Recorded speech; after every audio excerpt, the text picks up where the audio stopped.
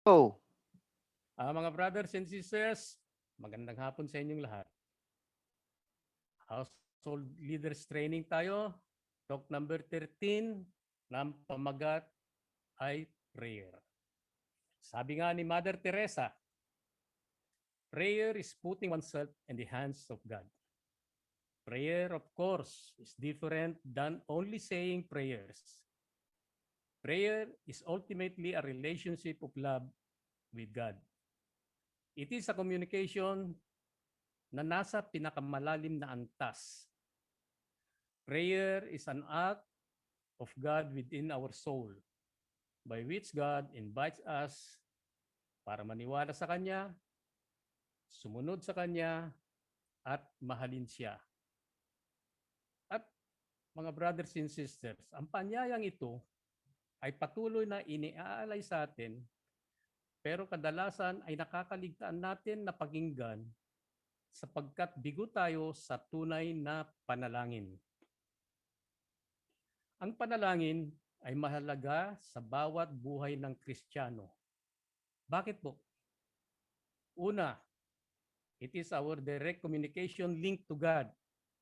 Ito ang tuwirang pag-ugnayan natin sa Diyos. Kung sa panahon ngayon, mga brothers and sisters, we are communicating sa bawat individual through data, through internet, pero ang problema, may bayad. Samantalang kung tayo ay magkaroon ng communication sa Panginoon, ito po ay libre. Gagamit po lamang tayo ng prayers. Ito rin po ay magiging daan o susi sa pagiging matagumpay natin laban sa tukso. Nakasalalay ito sa kabanalan at ugat ng lahat na pansarili natin.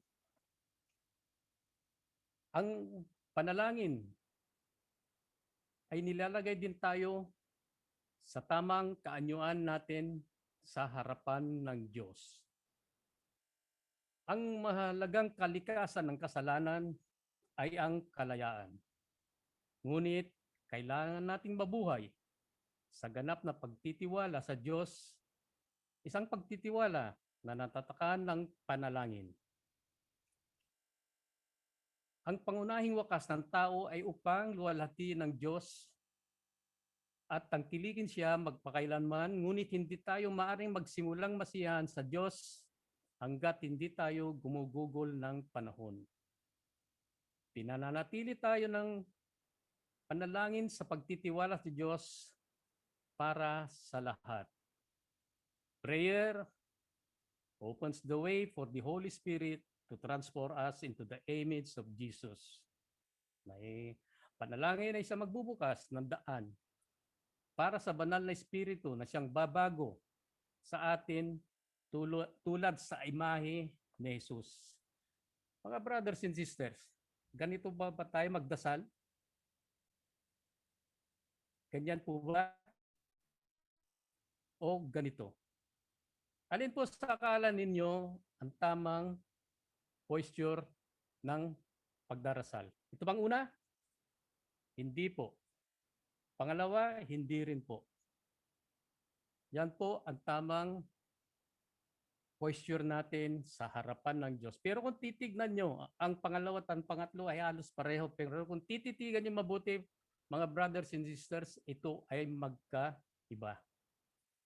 Ngayon, mga brothers and sisters, may mga katangian ng mabisang pagdarasal. Ang una po, humility. Pangalawa, honesty. Pangatlo, compassion. Pang-apat, expectancy. Panlima, persistency. Pang-anim po ay forgiveness. Unahin po natin ang humility. Hindi tayo makakalapit sa pagkakahari ng Diyos hanggang hindi natin aaminin ang lahat ng kasalanan natin sa Diyos at sa kapwa natin. Sa gayon, ang pagsusuri ng ating budhi o konsyensya na may kasamang pagsisisi ay napakahalaga. Ang panalangin ay isang mapagkumbabang tugon sa pagkukusa ng Diyos kung saan sa kanyang dakilang pag-ibig sa atin ay binigay niya ang kanyang anak at ipinadala ang kanyang espiritu sa ating mga puso. Kailangan nating isailalim ang ating buhay sa kalooban ng Diyos at yumuko sa kanyang kapangyarihan. Ang pagdarasal ay hindi pinipilit sa ating sariling pamamaraan.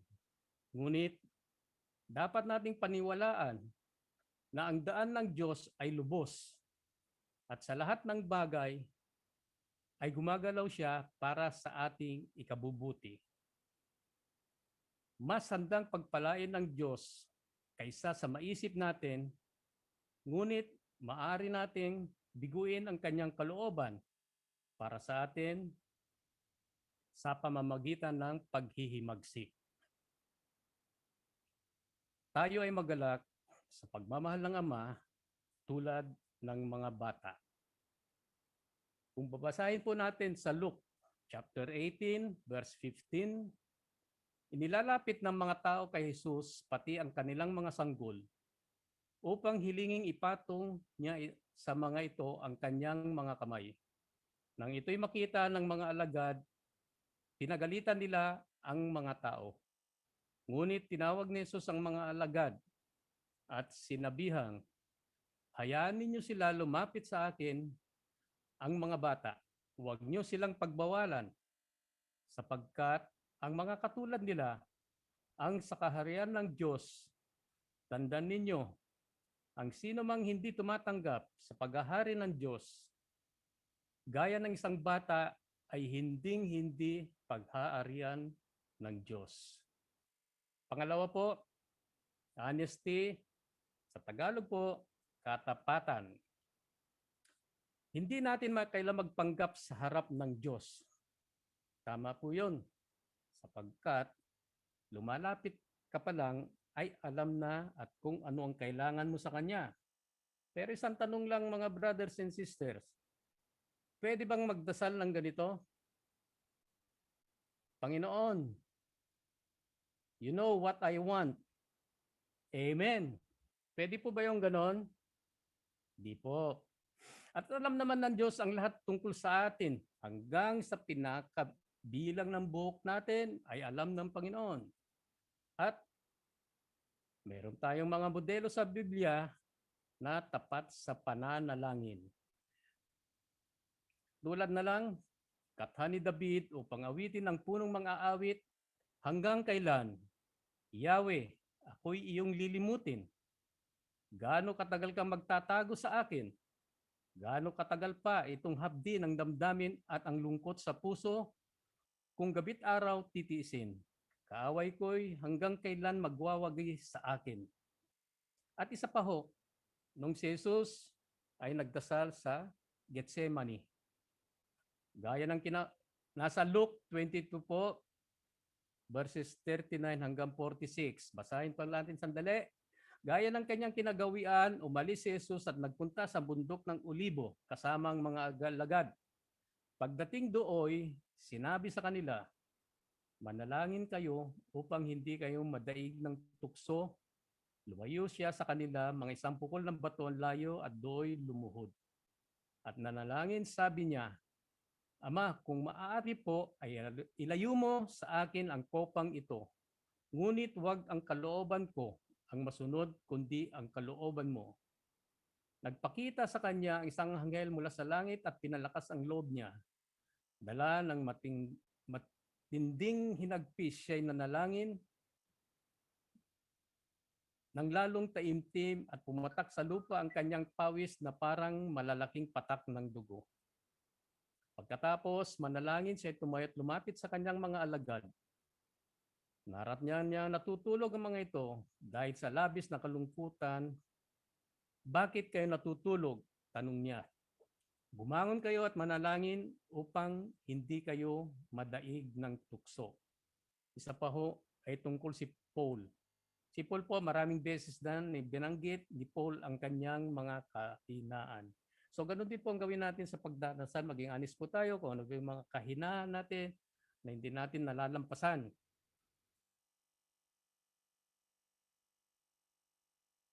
Habang tayo matapat sa Diyos, siya'y gagawa ng malumanay sa ating buhay upang mahubog tayo ng higit pa sa wangis ni Jesus. Pangatlo, compassion. Sa Tagalog po, pagkahabag. Ang pakikiramay ay nangangahulugang pagdurusa sa isang tao sinusubukan pumasok sa kanilang mga sakit at problema. Kailangan natin mantig sa kahabagan habang nakikita natin ang napakalaking pangangailangan ng mga taong makasalanan at mga naghihirap.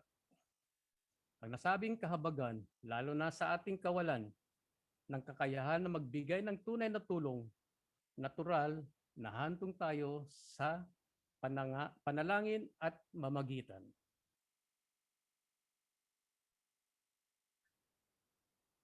Ang mahabaging panalangin ay tiyak o tunay na pagdarasal. Hindi natin kailangan idasal o ipanalangin ng detalyado ang lahat ng mga problema. Ang lahat ng mga pangunahing problema natin ay atin ding matatapos at mamamalayan sa tulong na rin ng ating mga panalangin. Sa halip, ituon na lang natin ang ating isip sa Panginoon. Iniisip ang mga aspetong iyon ng kanyang kalikasan o partikular na mga pangakong ibinigay niya na nauugnay sa mga problema. Ang mga kontrang kaisipan madalas ay napupuno ng takot, kawalan ng paniniwala, pagkabalisa, galit o kapaitan ay maaring hadlangan ang pagkilos ng Diyos sa ating buhay. Ang maawaing panalangin ay magkakaroon din ng malawak na sukat ito. Hindi lamang tayo nagdarasal para sa ating mga kaibigan, sa ating mga aktibidad sa CFC o evangelistic programs. Kailangan nating mag-alaala rin tungkol sa kawalan ng katarungan, sa lipunan, at pangangailangan ng kawalan ng trabaho, kahirapan, diskriminasyon, walang tirahan at inaapi, may sakit, nag-iisa at marami pang bagay-bagay. Pang-apat po, expectancy, pag-asa. Kapag humiling tayo para sa isang bagay sa panalangin, dapat nating simulang hanapin ang sagot at umasa tayo na gagawa ng paraan ang Diyos. Sa Efesyo chapter 3 verses 20, sa Kanya na makakagawa ng higit pa kaysa maaari nating hilingin at isipin, sa pamamagitan ng Kanyang kapangyarihan naghahari sa atin. Mark 11 chapter 11 verse 24. Kaya't sinasabi ko sa inyo, anuman ang hinihingi ninyo sa inyong panalangin, maniwala kayong matanggap na ninyo yun at matatanggap nga ninyo iyon. Meron din po tayong mga modelo sa Biblia na umaasang sa pananampalataya. Tulad na lang kay Maria, nang pangako ang regalong isang anak na lalaki, nagsimula siyang purihin ang Diyos. Na totoo, ito ngay na sinasabing ang Diyos na makapangyarihan ay gumagawa ng mga dakilang bagay para sa atin. Ganon din po si Jesus noong binuhay niya muli si Lazarus. Nasa Ebanghelyo ni John chapter 11 verse 41. Kaya't inalis nila ang bato, tumingala si Jesus sa langit at sinabi, Ama, nagpapasalamat ako sa iyo sapagkat dinirinig mo ako. Upang matulungan tayong manalangin at umasa na may pananampalataya, kailangan nating malaman at angkinin ang mga pangako ng Diyos ayon sa banal na kasulatan. Sa pamamagitan ng pangakong ito, nalalaman natin ang kalooban ng Diyos kahit sa pangkahalatang mga alituntunin. Mula sa 1 John chapter 5 verses 14, Hindi tayo nag-aatubiling lumapit sa Kanya dahil alam nating ibibigay niya ang anumang hingin natin kung ito'y naaayon sa Kanyang kalooban. Panglima po is about persistency, pagtsatsaga. Maaari tayong maging pabaya at tamad sa ating pagdarasal. Maaari nating mapabayan ito ng kabuuan. Maaari tayong magbigay ng serbisyo sa pamagitan ng mga pangungusap natin at makapagsalita ng mga familiar phrases buhat sa Biblia, ngunit ang ating puso at isip ay maaring gumala sa maraming direksyon. Bagamat maaring sagutin ng Diyos kahit ang ating mga casual na panalangin, karaniwang naghihintay siya hanggang ang ating buong pagkatao ay nakatuon sa Kanya. Mula naman sa Mark chapter 7 verse 6, sinaway ni Jesus ang mga Pariseo. Sinagot sila ni Jesus, mga mapagkunwari, tama nga ang sinabi ni Isaias tungkol sa inyo ng kanyang sinulat. Ang paggalang sa akin ng bayang ito ay pakunwari lamang, sapagkat ito'y sa bibig at hindi sa puso bumubukal. At si Jesus ay nagturo rin tungkol sa pagtitiga. Mga brothers and sisters, sa karunungan ng Diyos, minsan ay naantala siya sa pagsagot sa ating mga panalangin upang makita kung gaano talaga natin ginusto ang isang bagay para sa Kanya at papuri lamang. Mga brothers and sisters, pang-anim po, forgiveness, kapatawaran. Dapat muna nating malaman ang kapatawaran ng Diyos sa pamamagitan ng pagtatapat sa bawat mga kasalanan natin, pagsisihan, paghingi ng kanyang paglilinis. Dapat natin makilala ang pagkakaiba sa paniniwala ng Espiritu at ang pagmamalupit ng demonyo. Kailangan nating hilingin sa Espiritu na suriin ang ating mga puso at huwag payagan ang demonyo na agawin sa atin ang kapayapaan ng Diyos.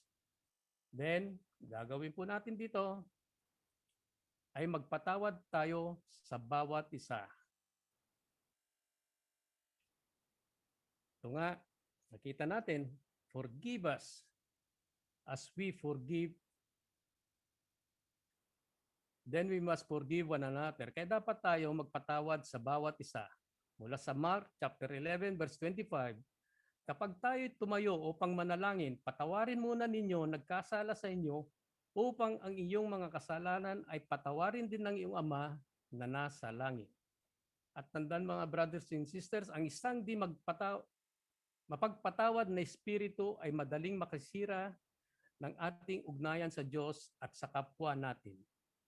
Kung kikimkimin natin ang kasalanan sa ating puso, hindi tayo pakikinggan ng Diyos.